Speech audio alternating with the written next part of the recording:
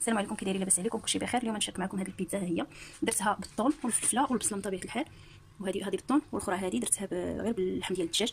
هكا طيبته شويه في المقله غير مع شويه الزيت وشويه البصل والملحه صافي، ودرت لاصوص لتحت مع الفرماج. هذا درت عليه داكشي الاخر، هانتوما درت عليه زعما اللحم وهذه والفلفله، والاخرى حتى هي درت لها لاصوص من تحت شويه الفرماج، وميت عليها شويه البصله والثوم. هذه فيها الثوم صافي، والفلفله اللي كيبغي الفلفله يديرها، الفلفله اللي عندكم صافي. دابا غادي نديرها في الفران، دابا خمرات، شوفوا العجينه راه خامره، شفتوها صافي. غنديرها في الفران ونوريها لكم. ها انتوما راه جاو تحفه، جاو رائعين ورطبين تبارك الله، شفتوهم جاو زوينين بزاف. هانتوما بحال ديال المخابز. هانتوما وحسن، حيت انا كثرت الحشوه عمرتهم نيت، راكم عارفين حنا كنمشي بحال ديال المخبزه كيكون الفرماج طاغي عليها بزاف، يعني اللي كيصايبوها في هذه راه الحشوه اكثر من الفرماج، يعني الفرماج كنديروها شويه بارك عليه. انا نقطعها معكم.